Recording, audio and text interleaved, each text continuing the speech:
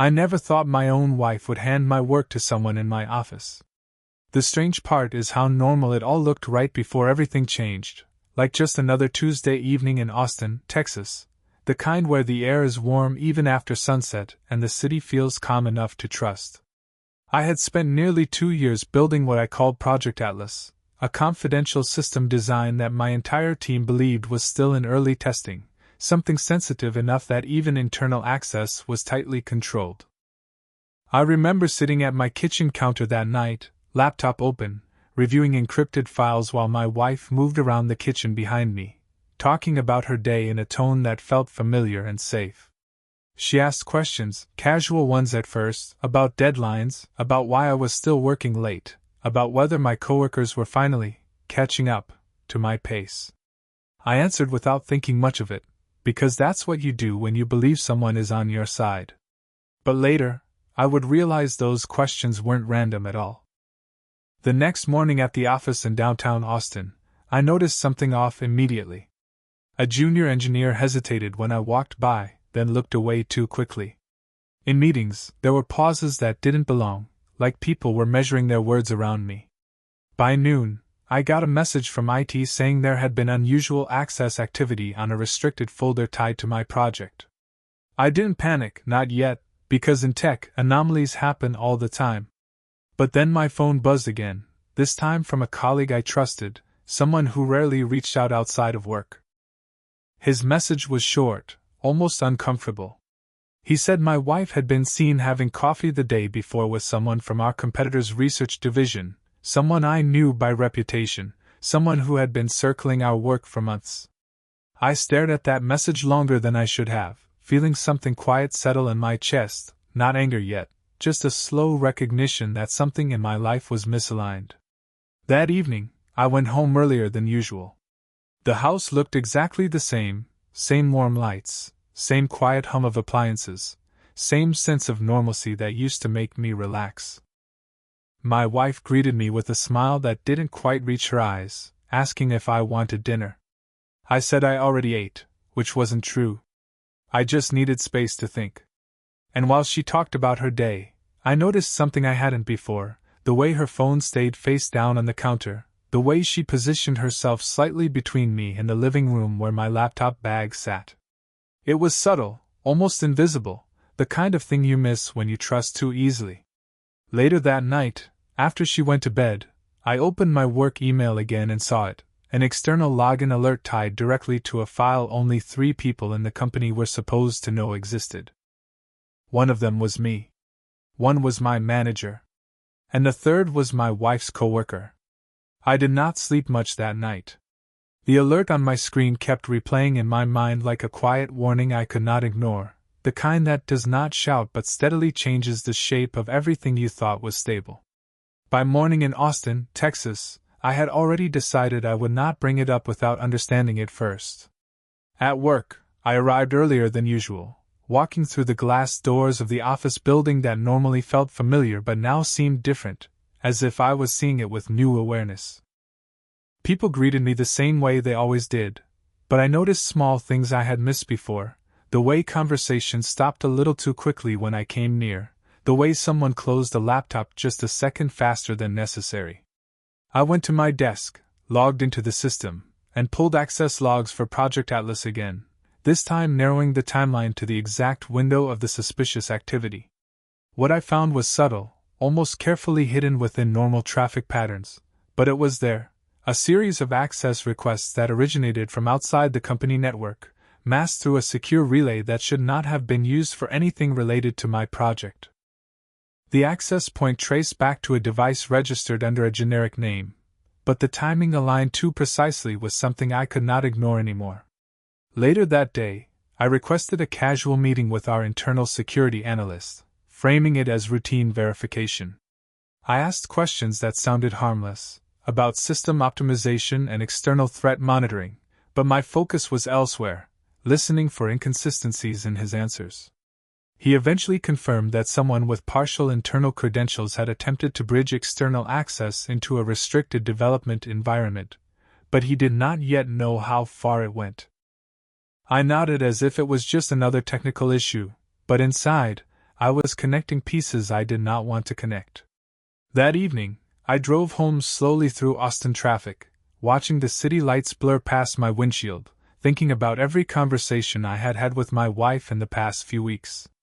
The questions she asked now felt different in memory, not innocent curiosity but structured inquiry, as if she had been collecting pieces of information rather than sharing interest. When I walked into the house, she was in the living room again, this time reading something on her tablet, calm, composed, almost unchanged. She asked me how work was, and I told her it was busy, nothing unusual. We talked about dinner plans, weekend schedules, small things that usually filled silence in a marriage, but I found myself studying her in a way I never had before. Every answer she gave now felt like it had a second layer I had not noticed earlier. After she went to bed, I stayed downstairs longer than usual, staring at my laptop, replaying every digital trace I had seen. The more I looked, the more I realized the breach was not random. It was guided, deliberate, and someone very close to my personal life had been close enough to open a door I never thought was unlocked. I started noticing patterns I could no longer ignore. The access logs from Project Atlas were not just irregular, they were structured in a way that suggested familiarity with our internal architecture, the kind of familiarity that usually only comes from someone who has been briefed or has direct exposure through a trusted source. That word trusted kept repeating in my mind as I sat at my desk the next morning in Austin, Texas, staring at lines of data that no longer felt like abstract system activity but like evidence of someone walking through spaces they were not supposed to enter. I ran another trace, this time focusing on authentication handshakes, and what came back made my focus narrow completely. The access trail did not just stop at an external relay point.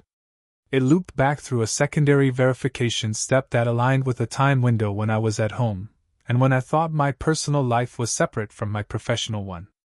I leaned back in my chair, feeling the weight of that overlap settle in slowly.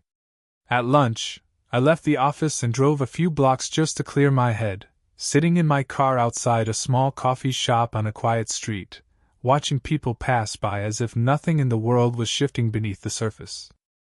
I kept thinking about my wife, not in emotional fragments, but in timelines. When she asked about my projects, when she casually mentioned names of coworkers, when she asked how secure certain systems were, each memory now felt reclassified, no longer ordinary conversation but potential information gathering. That realization did not come with anger yet. It came with calculation. I returned home earlier than usual that evening, telling her I had a long day and wanted to rest. She responded with the same calm tone she had been using more often lately, asking if everything was okay at work. I said yes, because that was easier than explaining what I did not fully understand yet. But as I stood in the kitchen later, watching her move through routine tasks, I noticed something else that tightened the situation further. Her phone was no longer just face down.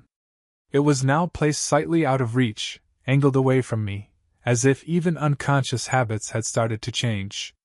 That night, after she went to sleep, I accessed the system again from my home computer, using a secured remote connection. I widened the scope of the logs, pulling communication metadata across multiple internal nodes.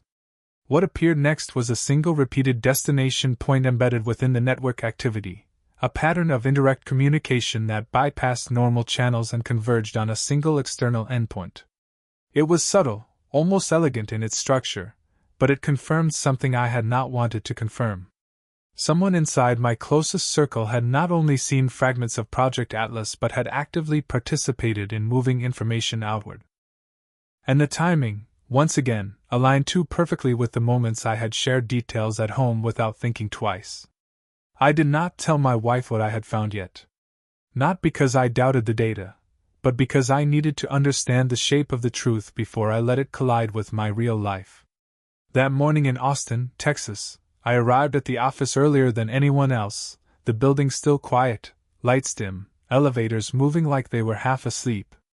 I sat at my desk and opened the full network map of Project Atlas, this time isolating not just access logs but behavioral patterns across time.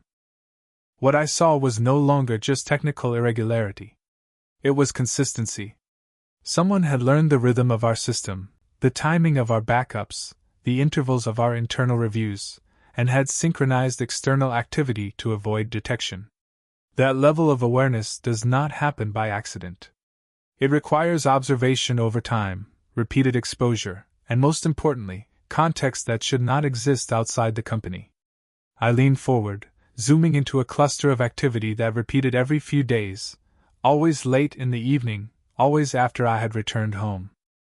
Each instance correlated with small gaps in memory, moments when I had been distracted, when conversations at home had felt ordinary.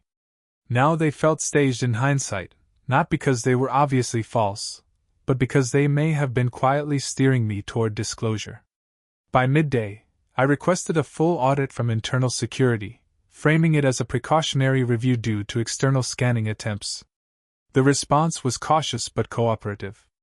They confirmed what I already suspected, that there had been attempts to reconstruct fragments of Project Atlas architecture from outside the secured environment, but the origin point remained obscured behind multiple layers of indirect routing.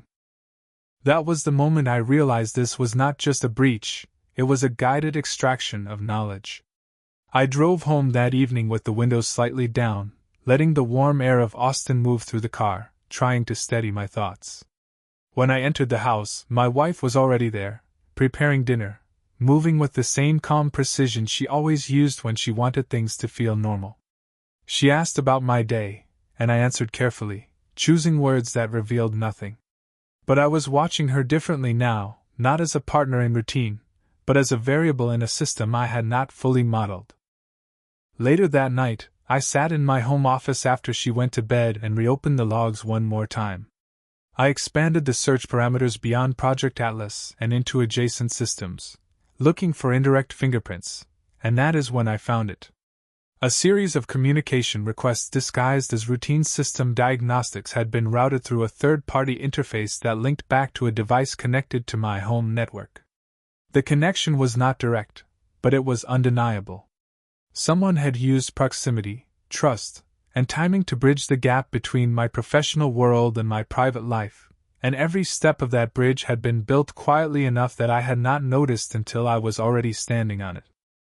I spent the entire next morning in Austin, Texas, reviewing everything again with a level of focus that felt different from before. It was no longer about suspicion alone, it was about mapping intent through behavior. I rebuilt the timeline from scratch, aligning system access logs, external requests, and internal activity reports, and the pattern became clearer with every pass. The access points were not random, they followed a learning curve, as if someone had started with limited knowledge and gradually gained confidence over time. That realization changed the way I viewed everything, because it meant the breach was not a single event but an ongoing process that had been unfolding quietly inside my environment, while I continued my normal life. I requested a deeper forensic scan from internal security, this time focusing on data movement rather than just access attempts. By midday, they confirmed something that tightened the situation further. Small packets of non-critical metadata had been extracted from Project Atlas over several weeks, never enough to trigger immediate alarms, but sufficient to reconstruct structural understanding of the system. That kind of extraction required patience, planning, and repeated exposure to insider-level information. I sat in silence after reading the report, staring at the screen without moving for several minutes, realizing that whoever was doing this was not just observing from the outside, they were learning from inside the rhythm of my daily life. That evening, I left work later than usual and drove home through heavy Austin traffic, replaying every conversation I had shared at home over the past months. It was not just technical information that had been exposed, it was context, the kind of context that never appears in documentation. Casual remarks about system limitations, frustration about delays, even small comments about upcoming features that I had never formally shared anywhere outside of my personal space. When I arrived home, my wife was in the kitchen again, preparing dinner with a calm expression that no longer felt as ordinary as it once did. She asked me how my day went, and I answered in a neutral tone, carefully avoiding anything related to work. But I was studying her differently now, not looking for obvious signs, but for alignment between timing and knowledge. She moved comfortably around the kitchen, occasionally checking her phone, placing it face down again in a way that now stood out to me more than before. Later that night, after she went to bed, I opened a secured session from my office system remotely and ran a cross-reference between external access points and known contacts in my professional network. One connection appeared indirectly through a shared scheduling interface tied to a colleague who had once attended a joint meeting with my wife's coworker. The overlap was not direct, but it was enough to create a chain of proximity that connected personal interaction with professional exposure. I leaned back in my chair, feeling the weight of the structure I had uncovered. It was not a single betrayal in isolation, it was a network of small, deliberate intersections where personal trust had been used as an entry point into something far more valuable than it should have been. And for the first time, I understood that what I was dealing with was not just about data anymore, it was about how deeply someone had been willing to integrate into my life in order to reach it. I woke up that morning in Austin, Texas, with a clear sense that the situation had already moved beyond speculation. The data I had reviewed the night before was no longer just a set of anomalies, it had formed into a structured pattern of extraction that pointed to intentional design. I arrived at the office earlier than anyone else, walking through the quiet building with the kind of focus that comes when you realize you are no longer just solving a technical problem, but tracing human decisions embedded inside a system. I opened a fresh forensic report and began correlating every external access attempt with internal communication logs, this time expanding the scope to include indirect information flow, not just system entry points. What I found reinforced what I had been slowly accepting. The breach was not confined to digital infrastructure alone. It extended into conversational exposure, moments where information had been casually shared without realizing its value. I sat back, replaying those interactions in my mind, not as emotional memories, but as data transfer events disguised as normal life. Later that morning, I requested a confidential review from our internal compliance team, framing it as a precautionary audit. They confirmed that certain fragments of proprietary architecture had been reconstructed externally with a level of accuracy that suggested guided input from someone with contextual understanding, not just technical curiosity. That distinction mattered because it meant this was not random theft, but targeted reconstruction. I left the office during midday and drove through Austin traffic, keeping my thoughts organized instead of reactive. Every possible connection I considered led back to the same conclusion. The source of exposure was not a stranger forcing entry from the outside, but a trusted proximity that had been close enough to observe without suspicion. When I arrived home that evening, the atmosphere felt unchanged on the surface, but my perception of it had shifted completely. My wife was in the living room, scrolling through her tablet, calm and composed, asking me about my day in the same familiar tone she always used. I answered briefly, avoiding any mention of work, while observing small details that now carried different meaning. Her attention to timing, her awareness of when I stopped talking, even the way she reacted when I paused before answering simple questions. None of it was definitive on its own, but together it formed a consistent pattern of awareness that aligned too closely with what I had discovered in the system. After she went to bed, I returned to my office and initiated a full network correlation sweep across both professional and indirect personal endpoints. I extended the analysis beyond corporate infrastructure into shared digital ecosystems, looking for overlaps that could explain how external reconstruction had achieved such precision. The results revealed a subtle chain of informational adjacency, where data exposure did not occur through direct access, but through layered proximity between individuals connected across different environments. I stared at the screen for a long time, understanding that the boundary between my private life and my professional work had not been broken in a single moment, but slowly dissolved through repeated moments of trust that I had never thought to question. I spent the entire morning in Austin, Texas, going through every reconstructed connection again, but this time I was no longer trying to prove whether something was happening. I was trying to understand how long it had been happening without my awareness. The forensic timeline I built now stretched further back than I initially expected, reaching into periods where everything in my life had felt stable and routine. That realization alone changed the way I interpreted every memory tied to Project Atlas. I no longer saw isolated incidents of data access or unusual network behavior. I saw continuity, a slow and deliberate accumulation of exposure that had been disguised as ordinary life. I arrived at the office earlier than usual, skipping morning meetings, and went straight into the secured analysis room where I could isolate system interactions without interruption. I filtered the logs again, this time focusing on indirect authentication chains, and what appeared confirmed a structural weakness I had not accounted for. The system was not being penetrated through force. It was being understood through observation. Someone had learned enough about timing, workflow, and internal habits to avoid triggering alarms entirely. That level of precision only comes from familiarity, not distance. By midday, I requested a private session with our lead systems architect. I needed confirmation that what I was seeing was not a misinterpretation of overlapping logs.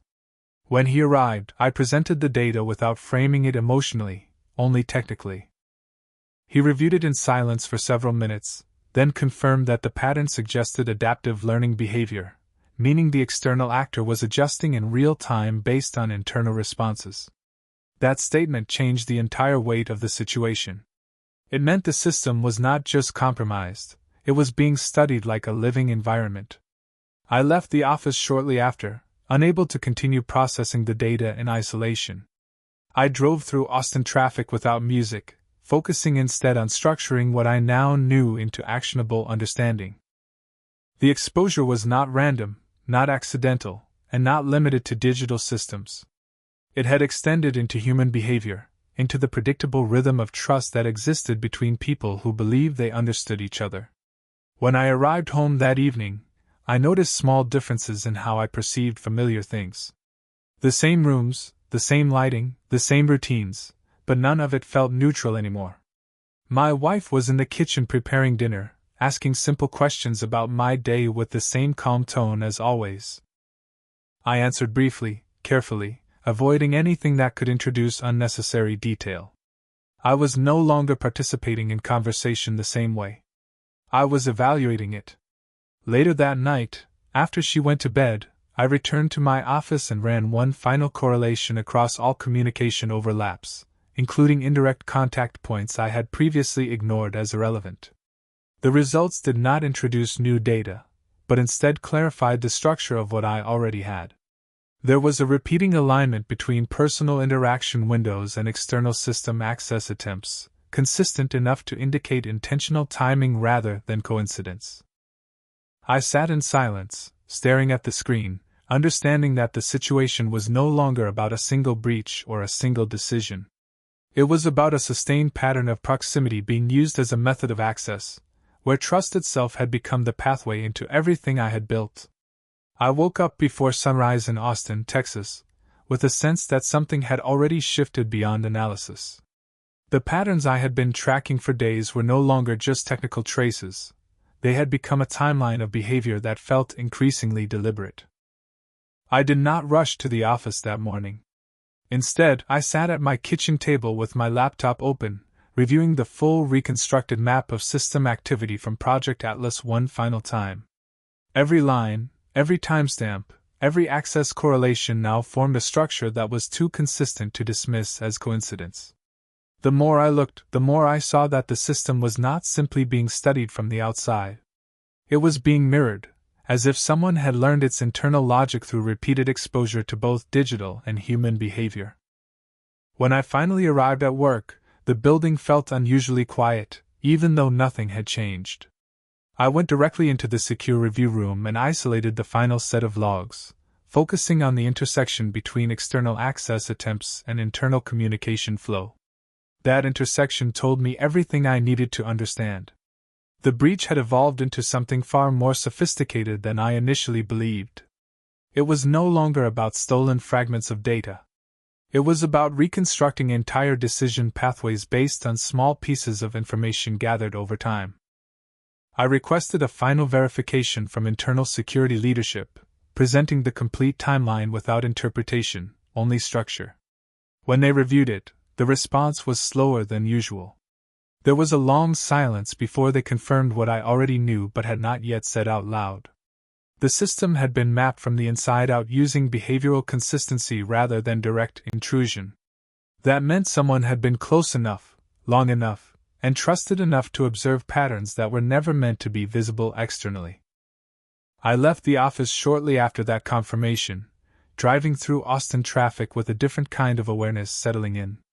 It was no longer about identifying who had done it. It was about recognizing how deeply access had been normalized through proximity. Every conversation I had at home, every moment of casual explanation about my work, every assumption that personal life and professional life remained separate now felt like part of a larger structure that had been quietly assembled over time. When I arrived home that evening, I moved through the same rooms I had always known, but my perception of them had changed completely. Nothing looked different, yet everything carried context I could not ignore. My wife was in the living room, as usual, calm and composed, asking about my day with the same steady tone she always used. I responded carefully, giving only surface-level details, aware now that information did not need to be taken directly to be used. Later that night, after she went to bed, I returned to my office and opened the final consolidated report. The system had compiled every correlation, every overlap, every indirect link. What remained was a single consistent conclusion that I could no longer avoid. The breach was not an isolated act of digital intrusion. It was a sustained process of observation through trust, where proximity had been used as the primary tool of access, and where the most secure system I had ever built had been quietly understood through the one environment I had never thought to protect. I sat alone in my office in Austin, Texas, long after midnight, with the final report open in front of me, but I was no longer reading it for confirmation. I was reading it for meaning. Every correlation, every aligned timestamp, every reconstructed access pathway now pointed to a single conclusion that no longer felt abstract.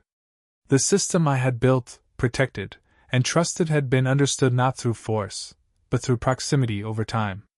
And that realization changed the way I saw everything that came before it. I thought about how often I had spoken freely at home, how many times I had described my work without considering what those details could become in the wrong context. Not sensitive files, not passwords, not direct access, but structure, behavior, timing, and intent. The kind of information that does not appear important until it is combined with enough patience and observation. I closed my eyes for a moment, letting that sink in, because for the first time I understood that security was never only about systems. It was about boundaries between lives that I had assumed were naturally separate. The next morning, I went into the office not to investigate further, but to formalize what had already been proven. I met with internal leadership and presented the complete timeline of exposure, from the earliest indirect anomalies to the most recent reconstructed access patterns. There were no interruptions during the meeting. Only silence as each slide confirmed what everyone slowly began to accept. When I finished, the head of security asked one question that stayed with me longer than anything else. He asked how long it would take for someone outside the system to understand it if they were close enough to hear it every day. I did not answer immediately, because the answer was not technical. It was human. I left the office early that afternoon and drove through Austin traffic with the windows slightly down, trying to clear my thoughts. The city moved around me as usual, unaware of the internal shift I was experiencing. I realized that what had happened was not just a breach of Project Atlas, but a breach of assumption, the belief that professional and personal worlds could remain separate when information flows freely between them without resistance. That evening, I returned home and everything appeared normal in the way things always do when nothing visibly breaks. My wife was there, moving through familiar routines, speaking in the same calm tone she always used. I responded in kind, careful now with every word, not out of fear, but out of awareness. Because I no longer saw conversation as casual. I saw it as potential structure forming in real time. Later that night, after the house was quiet, I returned to my office and reviewed the final consolidated map one last time. There were no new discoveries left to make, only clarity. The system had not been compromised in a single moment. It had been understood gradually through repeated presence, consistent observation, and the quiet accumulation of information shared without suspicion. And as I looked at the complete structure in front of me, I understood the final truth. The most secure systems are never broken by strangers. They are revealed by those who are already close enough to listen. I stayed in my office in Austin, Texas, until the early hours of the morning, not because there was more data to analyze, but because I needed to be certain that I had understood what the data was telling me. The final system map of Project Atlas was open on my screen, stable now, fully reconstructed, every access path and behavioral correlation aligned into a structure that no longer felt like fragments of an investigation but like a complete picture of how exposure had occurred. I no longer felt urgency. I felt clarity. For the first time in days, I was not reacting to uncertainty. I was accepting conclusion. The breach had never been a sudden event, and it had never been random. It had been a gradual process built on proximity, repetition, and trust that had been extended without measurement. That realization changed the way I approached everything that came next. The following morning, I called for a full architectural lockdown of Project Atlas, not as a temporary precaution, but as a permanent restructuring of how internal knowledge could be accessed, shared, and discussed. I removed informal communication pathways, restricted conversational exposure around sensitive development, and redefined access boundaries so that no single point of contact could provide enough context to reconstruct meaningful structure again. The security team did not question the urgency, because the evidence had already spoken for itself. What remained unspoken was the human variable behind it. I did not address that in the meeting. I did not need to. Later that day, I left the office early and drove through Austin traffic with the windows slightly down, watching the city move in its usual rhythm, unchanged by what I now understood. I thought about how easily patterns can remain invisible when you assume separation between personal life and professional systems. That assumption had shaped everything I built, and now I understood its limitation. When I arrived home that evening, the environment felt unchanged in every physical sense, but my awareness of it was no longer the same. My wife was there, preparing dinner as usual, speaking in a calm and familiar tone, asking about my day without hesitation. I answered briefly, not because I was avoiding her, but because I was no longer engaging with the situation through assumption. I was observing structure instead of narrative.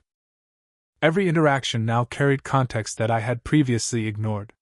Not as accusation, but as alignment of timing, information flow, and behavioral consistency. That night, after the house was quiet, I sat alone in my office and reviewed the final consolidated analysis one more time. There was nothing new to discover, only confirmation of what had already been established.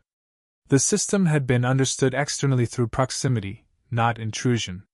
And the most critical vulnerability had never been technical. It had been informational exposure through trust that was never designed to carry operational weight. I closed the laptop and sat in silence for a long time, not because I was uncertain, but because I was deciding what kind of response was appropriate when the problem was no longer technical at all. The answer was not confrontation or escalation. It was restructuring. Boundaries would be rebuilt, access would be redefined, and every layer of interaction between personal life and sensitive work would be separated with precision that did not exist before. And in that final understanding, I realized something that had taken everything to reveal. Security is not only about preventing entry. It is about controlling what is shared, even when no one thinks it matters. I spent the next several days in Austin, Texas, moving through work and home with a level of precision that felt unfamiliar even to me. The decision I made after reviewing the final analysis was not emotional, it was structural. Project Atlas was no longer just a development system, it had become a case study in how information can leave a controlled environment without any visible breach point. At the office, I began implementing changes immediately. I worked with the security team to redesign internal communication layers, removing any pathway where technical discussion could overlap with informal context. We introduced stricter compartmentalization between development stages, ensuring that no single individual could hold enough contextual knowledge to reconstruct the full architecture of any sensitive project. The process was slow and methodical, but it brought a sense of order back into something that had felt increasingly fragile. Each adjustment felt like closing a gap I had previously assumed did not exist. By midweek, the system architecture was fundamentally different. Access was no longer based on trust or role alone, but on segmented authorization that limited exposure even within approved teams. I personally reviewed every layer, not because I doubted the security team, but because I now understood how assumptions could become vulnerabilities. Outside of work, my awareness of everyday interaction had also shifted. Conversations that once felt routine now carried an additional layer of observation. Not suspicion, but structure. I found myself noticing how easily technical language could be absorbed into casual dialogue, and how even small descriptions of work could carry unintended informational weight when repeated over time. At home, the atmosphere remained outwardly unchanged. My wife continued her usual routines, asking about my day, discussing schedules, and moving through the evening with the same calm familiarity as before. I responded normally, maintaining consistency in behavior, but internally I was no longer processing interactions as isolated moments. I was mapping them as potential information exchanges, evaluating not intent, but exposure. There was no confrontation, no accusation, because I had already moved past interpretation and into reconstruction. One evening, I returned home later than usual after a long review session at the office. The house was quiet when I arrived, the kind of quiet that makes internal thoughts feel more pronounced. I sat at the kitchen table for a long time before turning on any lights, reviewing the updated system structure on my tablet, confirming that the new safeguards were functioning as designed.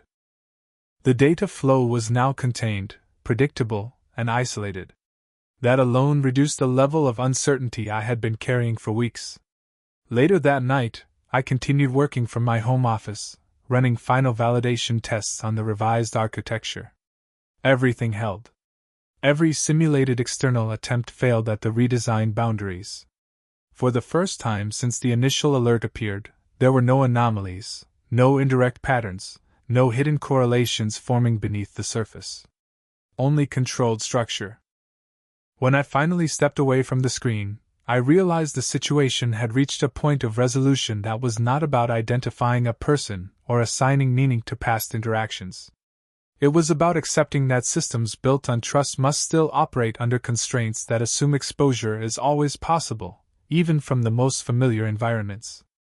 I closed the laptop and sat in silence for a moment, understanding that the outcome was not about winning or losing anything, but about redefining what protection actually meant when the line between personal and professional life could no longer be assumed to be separate. I continued working late into the night in Austin, Texas, refining the final structure of the system changes I had implemented across Project Atlas. But by that point the work itself had become less about fixing a problem and more about confirming a new operational reality. Every layer of the redesigned architecture now reflected a single principle: that information exposure must be treated as inevitable unless actively constrained at every level. The more I reviewed the updated system behavior, the more I understood that the original design had never been truly vulnerable in a conventional sense. It had been vulnerable in the human layer that surrounded it. The next morning, I arrived at the office and ran a full system health evaluation, not to detect threats, but to validate stability under the new constraints. The results were consistent across all simulations. External reconstruction attempts no longer aligned with any usable internal structure. The system had effectively become unreadable from outside inference. That outcome should have felt like a victory, but instead it felt like completion of a correction that should have existed from the beginning. During a mid-morning meeting with senior leadership, I presented the finalized changes without referencing the origin of the issue. I framed everything in terms of preventive architecture, information segmentation, and long-term security resilience. The discussion remained technical, as it needed to be, but I noticed a subtle shift in how my recommendations were received. There was less debate, more acceptance, as if the structure I was describing had already proven itself through failure. After the meeting, I returned to my desk and began cleaning up legacy access routes that were no longer necessary under the new model. Each removal felt like closing a door that had previously been left open without question. At lunch, I stepped outside for the first time in days and walked a few blocks through downtown Austin. The city felt unchanged, but my perception of it had settled into something quieter, less reactive. I was no longer scanning for threats in every interaction or pattern. I was observing systems of behavior with distance, understanding that most exposure does not come from disruption, but from repetition over time. That evening, when I returned home, the routine was the same as always. Familiar spaces, familiar timing, familiar conversation. My wife asked about my day, and I gave a brief summary focused only on general workload, avoiding any detail that carried technical weight. The conversation moved forward naturally, but I was no longer evaluating it for hidden meaning. I had already extracted what I needed from the larger structure, and what remained in daily interaction no longer carried the same analytical weight. Later that night, I sat alone in my office and reviewed the final state of Project Atlas one last time. The system was stable, segmented, and no longer susceptible to reconstruction through indirect exposure. There were no remaining anomalies in the data flow, no residual patterns suggesting external inference.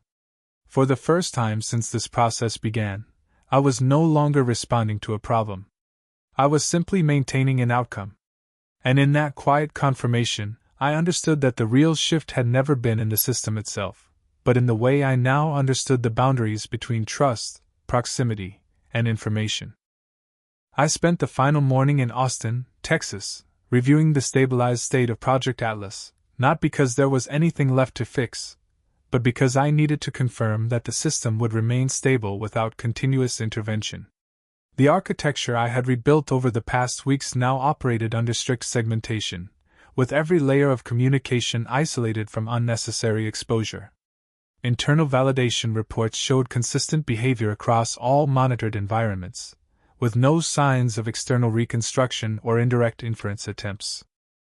For the first time, the system was no longer reacting to threats. It was simply functioning within controlled boundaries. I closed the report and sat back in silence, letting that reality settle in. What had started as an investigation into irregular access patterns had evolved into a complete redesign of how I understood information security itself. It was no longer about preventing entry points. It was about eliminating the conditions that allowed meaning to be reconstructed through proximity. That distinction now felt permanent. At the office later that day, I held a final review with leadership to formally conclude the active response phase. The presentation was brief, focused entirely on outcomes and structural changes. There were no questions about origin or responsibility, only acknowledgement of the new framework and its effectiveness. When the meeting ended, I returned to my desk and completed the final administrative closures on legacy systems tied to the original Project Atlas environment. Each decommission pathway felt like removing assumptions I had once treated as harmless. By afternoon, I left the office and walked through downtown Austin without urgency. The city was unchanged, but my internal perspective had shifted into a more stable configuration. I no longer analyzed every interaction or pattern for hidden meaning. Instead, I observed structure where it existed and accepted silence where it did not. When I arrived home that evening, everything appeared exactly as it always had. Familiar rooms, familiar routines, familiar timing. My wife greeted me with the same calm presence, asking about my day in a way that no longer triggered analysis, only simple response. I answered briefly, focusing on general details, and the conversation continued without tension or deviation. There was no need for further evaluation because the system I had been concerned with no longer existed in an unstable form. It had been resolved through restructuring rather than confrontation. Later that night, I sat alone in my office for the final time reviewing Project Atlas documentation.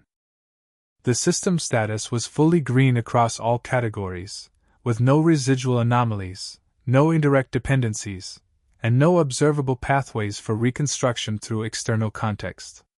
I scrolled through the final summary, not searching for anything new, but confirming closure. What remained was not uncertainty, but understanding. The boundary between personal life and professional systems was no longer an assumption. It was an engineered constraint. And as I powered down the terminal and sat in the quiet of my office, I realized the outcome was not defined by what had been taken or exposed, but by how completely the structure had been rebuilt to ensure it could never be understood again in the same way.